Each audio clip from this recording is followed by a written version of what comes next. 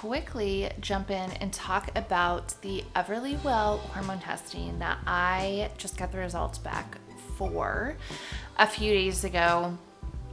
And I actually got the women's hormone testing and the food sensitivity testing done, and I'm still waiting on the hormone testing results, which I'm super excited to get.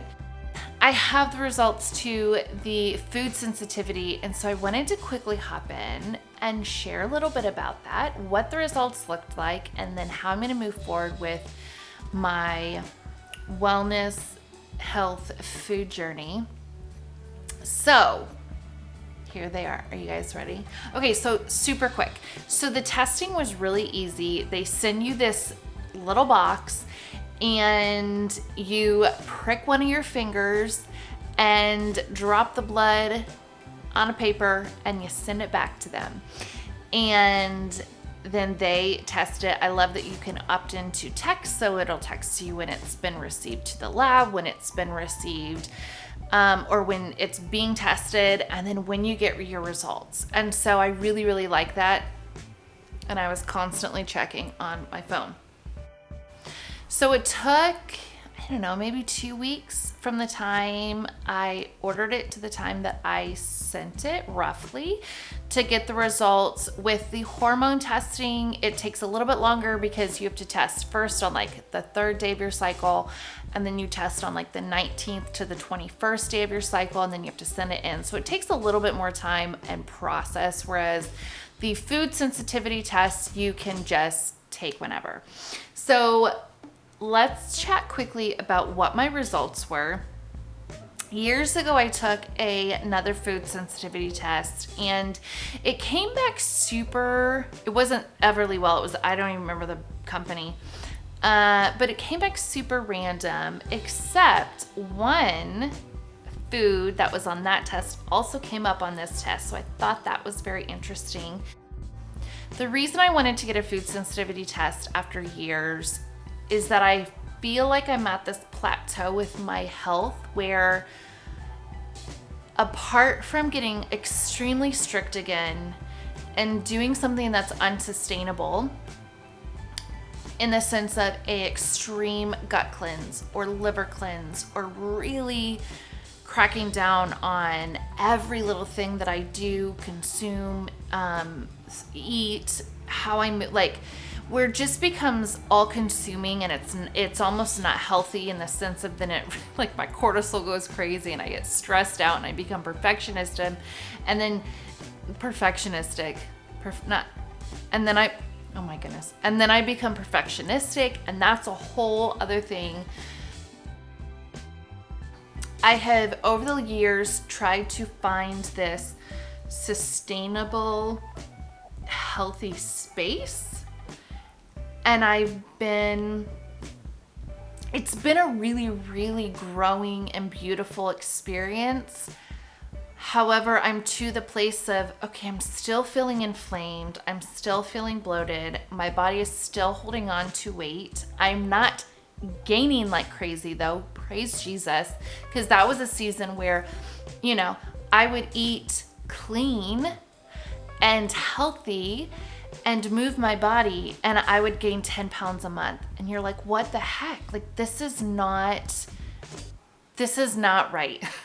And so thankfully I'm not in that place anymore. My body is not gaining weight, but it's also not releasing weight. And I'm really ready to release it. Over the last couple of years, I have felt this desire to really accept and live in this body as it is. And it's been this beautiful cocoon, in a sense, of just feeling free in this body and not constantly desiring for it to change or to look better or to loathe my body and appearance. Now, that doesn't mean that there are not days where I'm like, just wish I looked better in a bikini. However, I will still go out and wear a bikini. And that's huge. Like, I would not have even done that a year ago. And so I'm finally at the place of, okay, I want to know exactly what is hindering my body in the sense of inflammation or reaction. So that is why I got this testing, for me to be able to hone in a little bit more, and also to feel freedom with the foods that my body doesn't react to feel freedom with those things as well. And so I got the testing, and here are the results. You ready?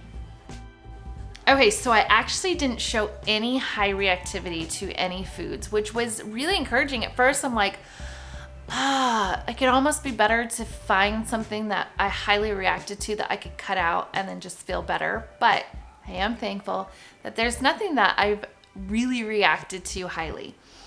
So my moderate reactivity is cow's milk, which is interesting because I don't really drink a lot of cow's milk. I don't drink cow's milk at all anymore. We did a lot of raw cow's milk in Indiana and a lot of raw dairy. Let's say, like, we made our own raw kefir and we ate raw cheese and raw cream. But now that we've moved and there's not access to good clean dairy, we really don't have raw or any kind of milk. We don't have any kind of milk. We do a lot of oat milk or macadamia nut milk. And so that was interesting, but like, okay, why should I don't want to be drinking cow's milk anyways, so perfect. So then my mild reactivity was egg whites, kelp, mozzarella, pineapple, prawn, and yogurt. And so I find this interesting, especially with the mozzarella and then the cow's milk. And I guess it's the way it's processed, and I need to do a little bit more research that those two things come up as a negative for my body. But then when you look at the normal reactivity foods like cheddar cheese, I'm fine with. Super weird. I don't understand. So I'm actually going to be cutting out just dairy altogether. There's no real life in it for me, especially that we don't have raw milk. I feel completely different about raw dairy, and I'm all for raw dairy, and I think it is amazing for your health if your body can handle it. But with these results, cow's milk and dairy is just gonna be gone. I do some butter, which I have been moving more towards ghee anyways. And when we do butter, we do, what do? We do Kerrygold. Again, we don't do a lot of that because I do a lot of avocado oil, but it's good to know, okay, my body reacts moderately to cow's milk, so we're good. Egg whites was super interesting because I never would have thought egg whites, and I eat a lot of eggs. I eat a lot of eggs. I eat a lot of pineapple. I eat a good amount of yogurt. And so it was helpful looking at these things saying, okay, there are things that could be creating inflammation in my body that I could start to take out. And so egg whites we're gonna be done with. I need to learn a little bit about egg yolks. Like, can you just make scrambled eggs with egg yolks? How do you do? I don't even know. So if you know, talk to me, because I don't know. Kelp, which is also a really interesting thing because there's a lot of nutrient-dense nutrients in kelp. And I actually have a huge bag of kelp that I have not yet, but I was planning on bringing into my diet because of how amazing it is for your health. But again, looking at this, my body reacts to it. And so this is where it's really good to know what your body needs or doesn't need. Mozzarella, okay, easy. I just take that out. Really, the only times I had it was when we'd have pizza nights. I'm good. We can take that out. Pineapple, goodness gracious, guys. Okay, so pineapple was actually the one that was on my test years ago. And I love pineapple. On top of the fact that we live on an island, and I was really trying with my health to focus on tropical fruits. And so again, this is where this is where if you just focus on someone's plan and what worked for them and their health and wellness, it may not work for you and for your body because you were made intricately by our Father. And so for me, pineapple makes my body react. And I was eating that almost daily in smoothies. And then when we would just have fresh pineapple. And so that has got to go, and I'm really sad. Prawns, I don't even know what a prawn is. I think it has to do with obviously seafood, shrimp. Here's one thing that's really cool is on the EverlyWell test. I don't know if ooh, you can't see it. There. Okay, so one thing I love on the EverlyWell test, you can click and then it'll show you all the description and like talk about it and show you where you score.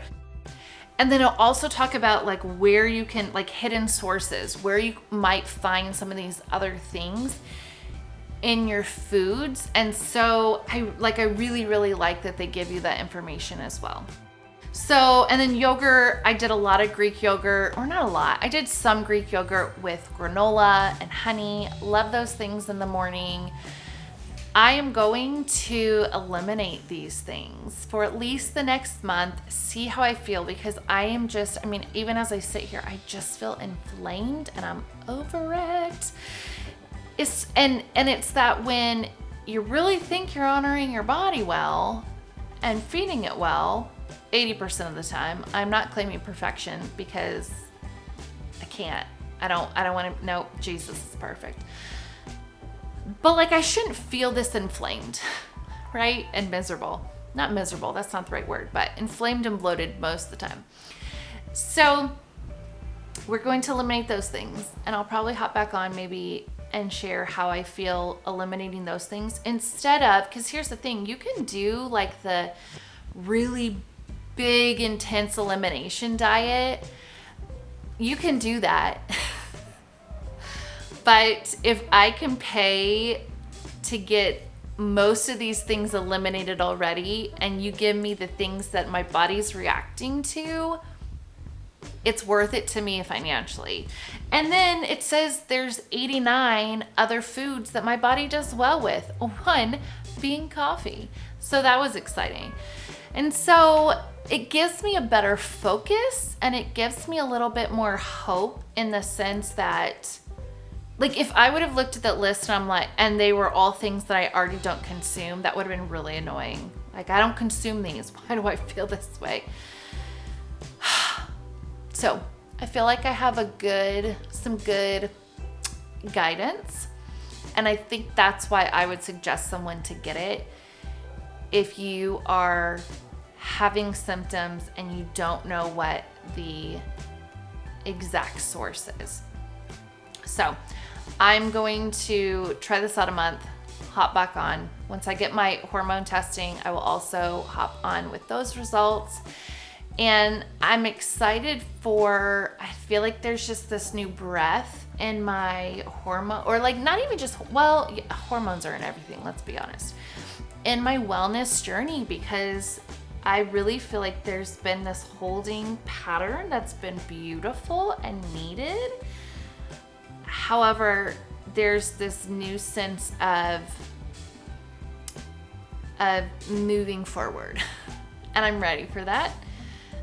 I wasn't for a long time. My head was not in the game for a long time. I was just tired. You know, when you spend over a decade really focusing in on your health, hormones, wellness, and then you're not completely healed, it gets a little discouraging. And yet I 100% and fully trust that the Lord has had me here for a season, and that it's been needed. And what I have learned in this season, not only will it benefit me, but that it'll benefit others, which is why I share all of this, because goodness gracious, my biggest prayer was that years and years ago was that I would find someone that would get me and understand me and maybe have some resources for me. Because when I was just trying to figure out my hormones, literally Suzanne Summers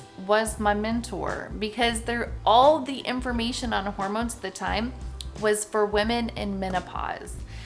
And I had every symptom of menopause, except I wasn't in menopause. And there were no books for women like me that had had hormone disrupting issues because of birth control or other endocrine disrupting things in life.